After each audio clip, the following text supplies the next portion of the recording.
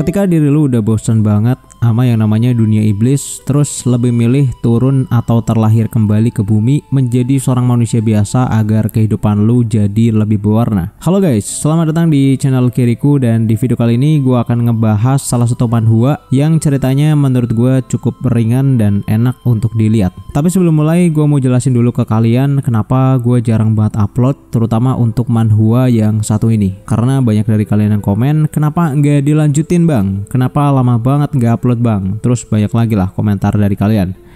Oke, jadi gini cuy, untuk manhwa I Get Stronger by Doing Nothing itu baru ada 5 chapter dan semuanya udah gue bahas di channel ini. Jadi untuk kelanjutan ceritanya emang belum ada dan gue nggak bisa berbuat apa-apa karena belum rilis. Tapi apakah lu bakal tetap lanjutin ini manhwa bang? Jawabannya tentu aja cuy. Nanti kalau udah rilis chapter terbaru, mau itu 1 chapter atau 2 chapter, bakal tetap gue lanjutin pembahasannya. Nah, kemudian untuk alasan kenapa gue jarang banget upload, itu sebenarnya dari kemarin gue bingung sendiri cuy. Gimana caranya bikin konten manhwa yang bener sesuai dengan apa yang kalian inginkan. Gue juga sempat bikin polling di tab komunitas, kira-kira enakan bahas manhwa lawas yang chapternya udah banyak atau manhwa baru yang chapternya tentu masih dikit. Hasilnya banyak yang milih manhwa lawas saja. Akhirnya gue bikin dah pembahasan manhwa yang chapternya udah banyak. Tapi setelah gue upload, banyak dari kalian yang komen, mungkin lebih dari 90% menyarankan untuk ganti pembahasan manhwa yang lain aja, karena katanya udah dibahas di channel sebelah. Akhirnya gue berkesimpulan, kayaknya kalau gue bahas manhwa yang jadul, semuanya pasti udah ada yang bahas, terutama channel-channel yang udah gede, dan itu bikin channel ini sulit untuk berkembang. Jadi mulai sekarang gue memutuskan akan upload komik Cina dan Korea yang baru aja rilis, minimal udah 10 chapter gitulah, dan juga mungkin sedikit review serta rekomendasi komik-komik yang menurut gue bagus untuk kalian baca. Oke, paling itu aja sedikit info dan keresahan yang gue alami beberapa hari yang lalu. Dan buat kalian yang masih berminat, langsung aja ini dia alur cerita dari musuh jadi istri bagian pertama.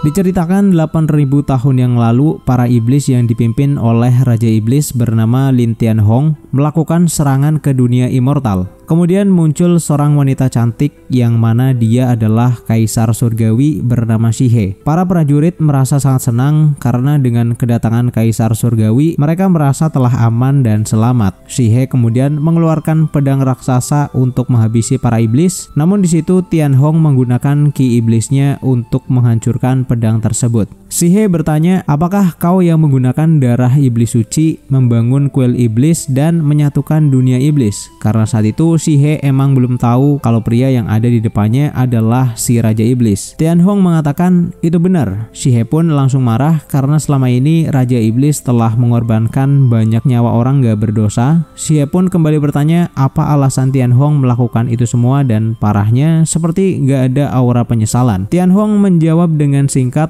alasan ia mengorbankan banyak nyawa adalah karena bosan. Gila banget pokoknya. Shihe jelas tambah murka. Ia mengeluarkan sihir pedangnya untuk membunuh Raja Iblis. Namun ketika mereka saling beradu, dari dalam kepulan asap, Tianhong berhasil mengalahkan Shihe dengan melubangi dadanya. Dengan rasa sombong, Tianhong mengatakan kalau ia adalah dewa yang gak terkalahkan di 3 alam. Sebelum mati, Shihe mengatakan kebencian di dalam dirinya gak akan pernah hilang. Bahkan gak peduli jika harus menunggu 10.000 tahun lagi, Shihe akan tetap balas dendam. Nah, singkat cerita 8.000 tahun telah berlalu, dan sampai saat ini Tianhong adalah dewa yang terkuat. Namun pria ini merasa bosan dan menurutnya hidup tanpa akhir atau abadi benar-benar sesuatu yang mengerikan. Untuk sekarang, kesepian adalah penyesalan terbesar yang ada di hatinya. Akhirnya Tianhong membuka pintu ke dunia di mana ia berencana untuk terlahir kembali sebagai seorang manusia biasa. Namun karena pada dasarnya ia adalah Raja Iblis, Tianhong menyegel kekuatan yang ia miliki agar bisa seperti layaknya manusia pada umumnya. Tianhong terlahir kembali di sebuah kota bernama Fanjing, dan ia terlahir sebagai seorang pria biasa yang telah menikah dengan wanita yang sangat cantik. Tianhong langsung berlari menemui istrinya yang sedang menyapu halaman, dan di situ si cewek langsung memberikan kecupan selamat datang yang sangat romantis. Akhirnya tujuan turun ke bumi untuk menjadi orang biasa berjalan lancar sesuai dengan yang diharapkan. Bahkan menurut Tian Hong, ini adalah kehidupan yang selama ini ia inginkan. Tian Hong memakan masakan istrinya dengan rasa bahagia, begitu pula dengan sang istri yang merasa sangat senang karena suaminya terlihat sangat puas. Si istri bertanya bagaimana hasil bisnis untuk hari ini. Tian Hong mengeluarkan sebuah benda yang kalau di universe ini adalah uang bernilai 10 perak. Istrinya langsung terkejut karena itu adalah uang yang sangat banyak. Bahkan ia sempat khawatir kalau suaminya telah merampok. Tian Hong langsung mengklarifikasi dan menjelaskan dari mana ia mendapatkan uang tersebut. Jadi saat itu ada seorang anak kecil yang akan dibaptis dan kakeknya ingin membelikannya hadiah. Anak itu menyukai patung kera yang Tian Hong pahat. Harganya 3 perak, namun si kakek memberikan 10 perak karena kakek itu nggak mau mengambil kembaliannya. Setelah mendengar penjelasan itu, si istri merasa sangat lega dan ia akan menyimpan uang itu dengan baik. Meskipun mendapat uang yang cukup banyak, menurut Tian Hong harga patung yang ia pahat harusnya bisa lebih dari 10 perak. Karena di dalamnya terkandung makna Dao yang paling kuat. Namun menurutnya anak kecil yang tadi juga mempunyai keberuntungan yang besar. Itulah mengapa menurutnya si anak sangat tepat memilih patung kera tersebut. Makan 3 kali sehari, bisa minum teh dan melakukan kegiatan layaknya manusia normal, sungguh terasa sangat nikmat. Apalagi selalu ditemani oleh istri cantik yang sangat baik. Ketika menjelang malam, Tian Hong memeluk istrinya, bermanja-manja kayak anak kucing, dan ia mengajak sang istri untuk tidur bersama. Ya, sesuai dengan harapan kalian, wanita itu langsung setuju dan Tian Hong menggendong istrinya dan lagi-lagi sesuai dengan harapan kalian, mereka berdua melakukan aktivitas berbahaya, bahkan saking hangatnya bulan pun sampai ngintip-ngintip cuy. Setelah selesai melakukan hal itu, wanita tersebut bermimpi tengah berada di suatu tempat yang aneh, tapi ia merasa familiar dengan kondisi lingkungan yang ada di sana. Wanita itu duduk di sebuah singgasana dan para prajurit yang ada di bawah memanggilnya dengan nama Permaisuri Sihe. Nah, pada akhirnya dirinya ingat kalau di kehidupan sebelumnya ia adalah seorang dewi yang terlahir dengan tubuh spiritual dan akhirnya menjadi permaisuri dunia immortal serta memimpin semua makhluk yang ada di alam tersebut. Kekuatan yang ia miliki telah membuat para iblis ketakutan dan Sihe ini berhasil membawa kedamaian di 3 alam selama puluhan ribu tahun hingga pada akhirnya Tian Hong atau si Raja Iblis muncul dan mengalahkannya setelah bertarung selama 3 hari nonstop. Sihe akhirnya terbangun dari ingatan masa lalunya dan ia sedikit heran kenapa kesadaran dan ingatan masa lalunya bisa kembali pulih. Namun saat itu Sihe dan Tian Hong sama-sama belum tahu kalau pasangannya ini adalah musuh terbesar di masa lalu. Sihe sempat merasa marah dan jijik ketika suaminya itu memegang bagian tubuhnya. Bahkan lagi-lagi ia terheran-heran bagaimana bisa dirinya berhubungan badan dengan pria yang ada di sampingnya selama 3 tahun. Sihe berniat menghabisi suaminya lalu membuang mayat laki-laki itu, namun seketika Sihe mengurungkan niatnya karena ia merasa telah mencintai pria ini. Terlebih lagi mereka udah hidup bersama selama 3 tahun. Meskipun Sihe adalah seorang dewi, namun ia memutuskan untuk tetap mempertahankan status pernikahannya dengan laki-laki ini. Tapi untuk rasa dendam kepada Raja Iblis, Sihe nggak bisa melupakannya. Bahkan ia masih berambisi untuk kembali ke dunia immortal dan membalaskan dendam kepada Raja Iblis. Padahal si Raja Iblis ada di depan lu saking sayangnya Sihe berjanji akan selalu melindungi suaminya dan gak akan ada yang bisa melukai laki-laki itu. Ketika pagi tiba, Tian Hong meminta Sihe untuk mendandaninya dan Tian Hong berkata, "Aku adalah pria paling beruntung karena bisa menikahi wanita cantik yang berbudi luhur. Gak ada lagi sesuatu yang ingin aku minta di dunia ini." Sihe kemudian mengajak suaminya pergi ke pasar karena saat itu bedak Sihe udah habis. Dengan memasang wajah imut ala-ala anime, Sihe meminta suaminya untuk memilihkan pakaian mana yang kira-kira akan ia gunakan. Dan di situ lagi-lagi Tian Hong menggoda istrinya dengan berkata, sulit membayangkan ternyata ada bidadari di dunia ini. Sihe bertanya apakah ia nggak terlihat cantik sebelum berdandan. Pakai nanya. Tentu menurut Tian Hong istrinya akan selalu menjadi yang tercantik. Pokoknya hari-hari diisi dengan saling merayu satu sama lain. Ketika sampai di pasar, Tian Hong melihat ada sekelompok orang yang mencurigakan. Namun ia nggak terlalu mempermasalahkan hal itu dan fokus untuk jalan-jalan bersama istrinya. Namun Tian Hong tertarik dengan salah satu penjual yang menawarkan gadis-gadis kelinci yang katanya mereka adalah spesies yang luar biasa. Menurut si penjual, gadis-gadis kelinci ini mahir dalam 18 teknik malam dan pembeli nggak akan kecewa dengan servis yang akan diberikan. Si penjual mencoba menawarkan dagangannya kepada Tian Hong, bahkan ia memberikan diskon 20% jika Tian Hong mengambilnya sekarang. Melihat perdagangan tersebut, Tian Hong merasa di dunia ini ternyata manusia sangatlah kejam karena menganggap spesies ini seperti hewan peliharaan. Si He datang dari belakang dengan aura cemburu karena cuma ditinggal bentar doang Tian Hong gak bisa mengendalikan matanya. Tian Hong tentu langsung menepis tuduhan itu dan kayaknya si He belum merasa puas. Bahkan ia sedikit menggertak dengan meminta suaminya untuk membeli semua gadis kelinci tersebut. Mereka kemudian pergi untuk melanjutkan aktivitas belanjanya dan setelah membeli semua barang yang diperlukan, Tian Hong mengajak istrinya untuk segera pulang. Ketika di perjalanan, mereka melihat rombongan pasukan yang baru aja kembali dari suatu tempat. Di situ ada seorang wanita yang posisinya katanya adalah seorang jenderal. Namanya adalah Fu Tianyu dan ia sangat dihormati oleh masyarakat karena telah berhasil meredam pemberontakan klan serigala. Fu dijuluki sebagai dewa perang termuda dan tangan kanannya Ratu Shenfeng. Namun saat itu Tian Hong merasa ada aura ki jahat yang muncul di sekitarnya. Dan ternyata benar, sekelompok orang mencurigakan tadi menyerang Fu Tianyu menggunakan bahan peledak. Namun sebagai seorang petarung, Fu tentu bisa dengan mudah menghalau bom yang diarahkan ke dirinya menggunakan sebuah pedang. Bom itu pun meledak di udara dan membuat semua orang lari ketakutan. Ternyata sekelompok orang tadi memang berniat untuk menghabisi Fu Tianyu dan tentu aja para pengawal diperintahkan untuk melawan para penjahat itu. Musuh yang sedang menyerang Fu Tianyu ini ternyata bukanlah orang biasa, melainkan seorang kultivator. Ada yang menggunakan segel surgawi, kemudian ada yang menggunakan penggaris ruyi, kekuatan Raja Neraka, dan bulu poenik. Intinya mereka ini punya kekuatan sihir. Para pengawal membuat sebuah barrier untuk melindungi jenderalnya, dan ketika melihat level kekuatan mereka, Tian Hong merasa sebenarnya para penjahat ini nggak terlalu kuat, tapi ia nggak akan membuka segel kekuatan dewa yang ada di tubuhnya karena khawatir istrinya bisa terluka. Tian Hong pun berencana membawa istrinya pulang dan nggak akan ikut campur dalam masalah ini demi menjaga agar kekuatan aslinya nggak keluar. Namun saat ia akan pergi, wanita yang dikira adalah si He berubah menjadi wanita gendut, yang mana hal itu membuat Tian Hong sangat terkejut. Bahkan hampir aja jiwanya pergi keluar karena saking kagetnya. Si cewek gendut terus menggoda Tian Hong dan karena saking jengkelnya ia melempar wanita itu menggunakan sedikit kekuatannya. Tian Hong mencoba mencari keberadaan istrinya menggunakan teknik pelacak.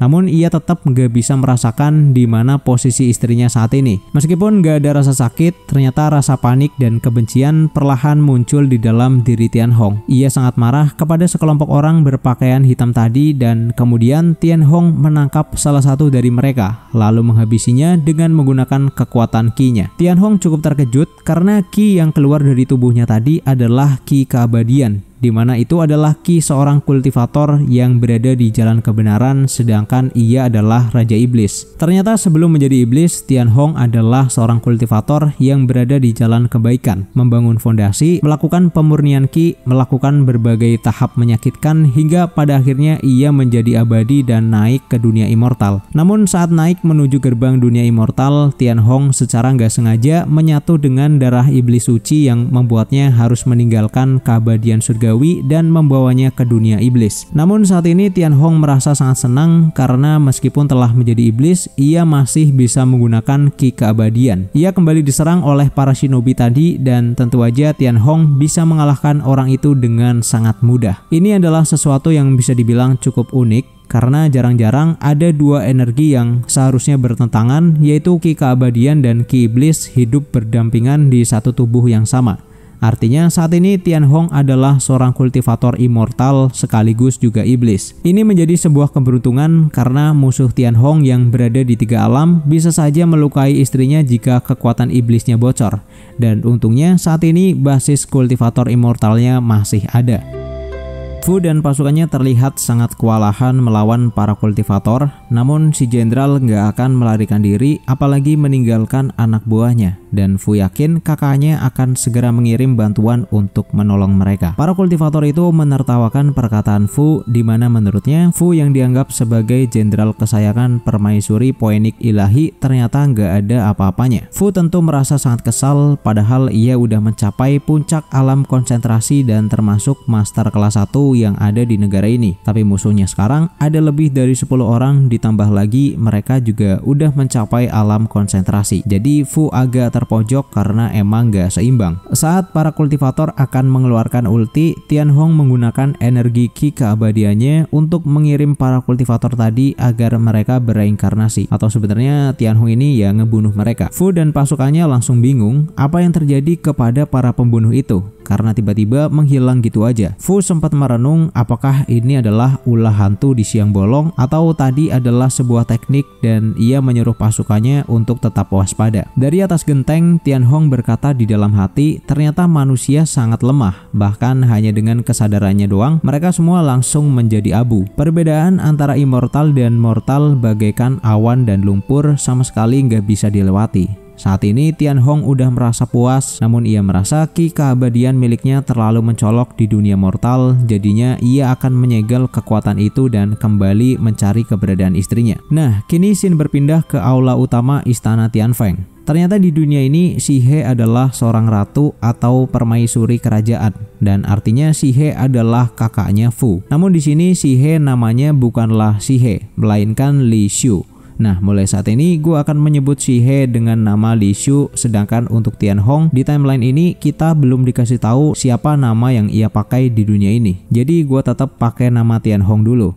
Singkat cerita, ketika terjadi keributan di pasar tadi, Li Shu bukannya menghilang, tapi ia kembali ke istana untuk memarahi Komandan Agung pengawal Poenik Ilahi, yaitu Xue Feng. Menurut Li Shu, Xue Feng bertanggung jawab sebagai penjaga terkuat di kota Tianfeng karena telah terjadi penyerangan, tapi ia gak bisa mencegah hal itu. Dengan sangat ketakutan, Xue Feng menjelaskan para kultivator yang menyerang Fu Tianyu tiba-tiba menghilang begitu aja, dan patua ini gak bisa menemukan satupun identitas, apalagi jejak mereka juga nggak ada. Mendengar hal itu, Li Shu tambah marah dan ia nggak mau tahu. Intinya Xue Feng harus menyelidiki siapa aktor utama yang melatar belakangi penyerangan kepada adiknya. Di sini yang bikin Xue Feng takut sebenarnya bukan hanya karena dimarahi oleh si ratu, namun Xue Feng merasa dalam beberapa hari terakhir level kultivasi yang dimiliki oleh ratunya meningkat dengan sangat drastis. Makanya ia sampai gemeteran. Dan kalau kalian ingat, Li Shu ini adalah reinkarnasinya Si He, permaisuri dunia immortal yang tiba-tiba ingatan masa lalunya kembali muncul setelah melakukan hubungan dengan Tianhong. Jika Xue Feng telah menemukan pelakunya, Li Shu memerintahkan untuk langsung menghabisi si pelaku sampai menjadi debu. Setelah itu Xue Feng pergi keluar dan ia nggak sengaja bertemu dengan adik ratu yang lain, tapi untuk namanya di timeline ini kita belum dikasih tahu, dan sementara gua akan panggil dia dengan sebutan Si Merah. Si Merah mengejek Xue Feng yang baru aja dimarahi oleh kakaknya, dan setelah itu ia pergi menemui Li Shu yang saat itu sedang mencoba meredakan amarahnya dengan cara membuat sebuah kaligrafi. Li Shu merasa sangat kesal karena dalam keributan tadi suaminya hampir aja terluka.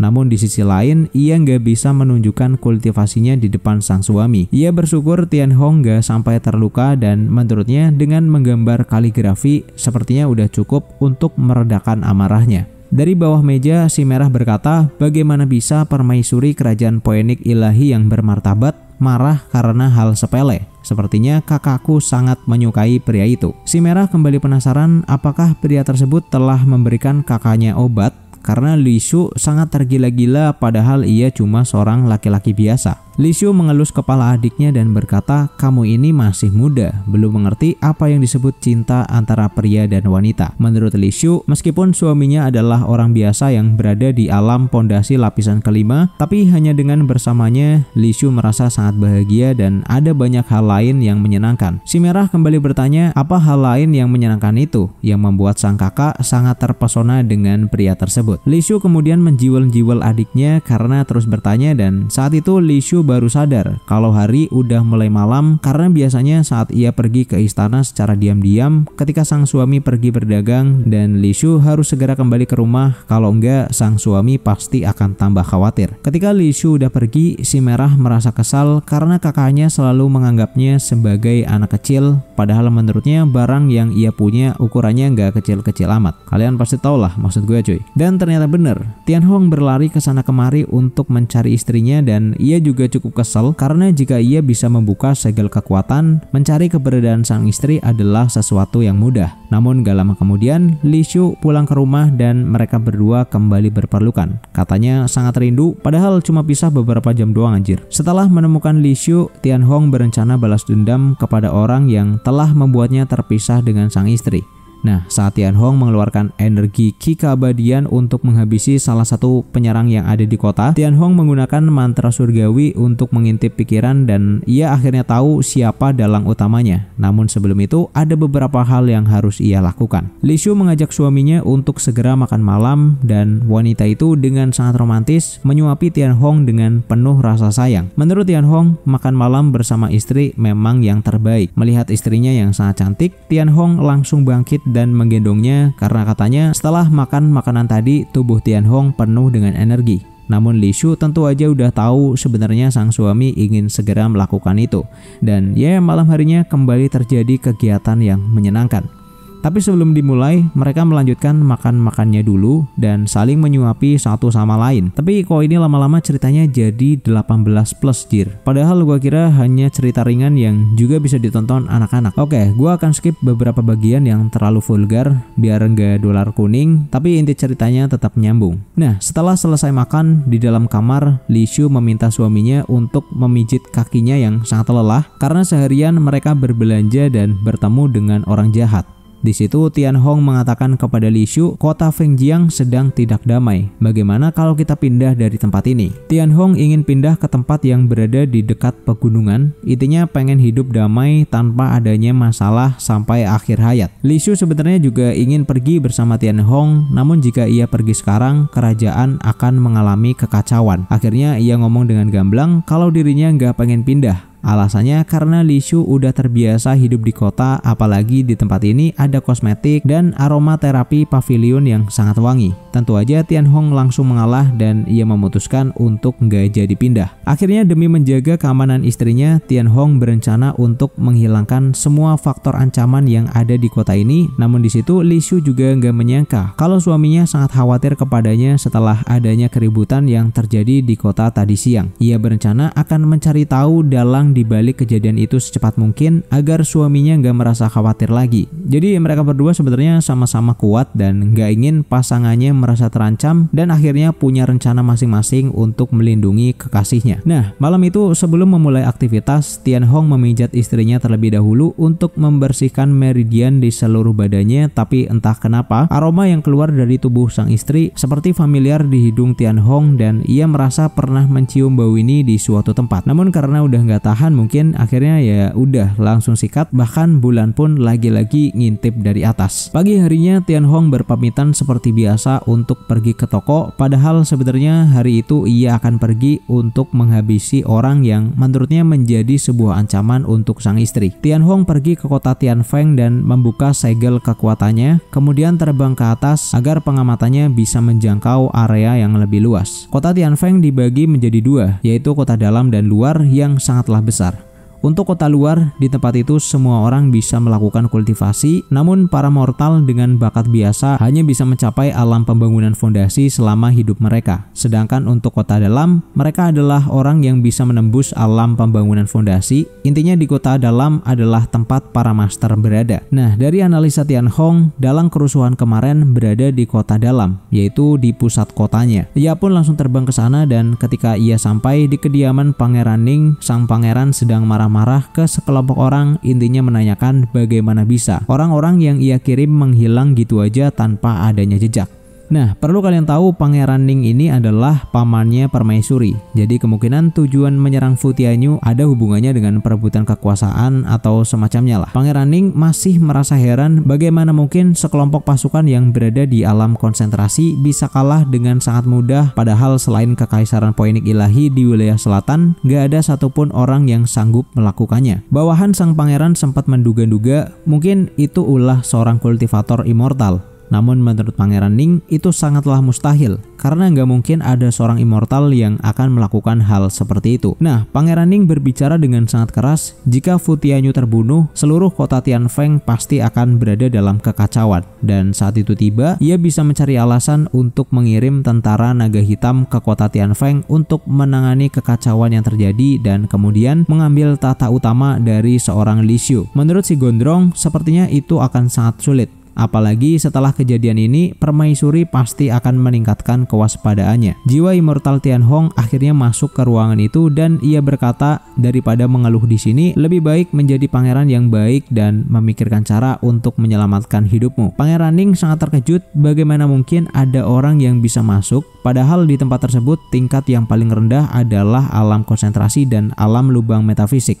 Kenapa mereka nggak ada yang menyadari kehadiran makhluk ini? Tianhong mengatakan mereka nggak perlu tahu siapa dirinya yang sebenarnya dan mengingatkan agar sang pangeran jangan mengganggu ketenangan kota Tianfeng. Namun Pangeran Ning tetap pada pendiriannya, bahkan ia merasa terhina karena ada seseorang yang berani nyuruh-nyuruh dirinya padahal ia adalah seorang pangeran. Pangeran Ning malah mengancam Tianhong, katanya tempat ini dipenuhi oleh harimau dan naga tersembunyi yang siap mengalahkan orang-orang yang berani menyusup. Ia memperkenalkan salah satu bawahan terkuatnya, yaitu seorang kultivator alam lubang hitam metafisik tingkat kelima, dan kabarnya ia pernah menghancurkan satu kota sendirian serta membuat wilayah selatan ketakutan. Bahkan untuk bisa mendapatkan jasanya, Pangeran Ning harus merelakan selir favoritnya agar si monster itu mau mengabdi kepadanya. Bawahan si pangeran langsung melakukan serangan dan meskipun jurusnya emang keren, namun Tianhong ini bisa dibilang adalah dewa. Jadinya ia bisa dengan mudah mengalahkan si botak ini bahkan hanya dengan sekali serang.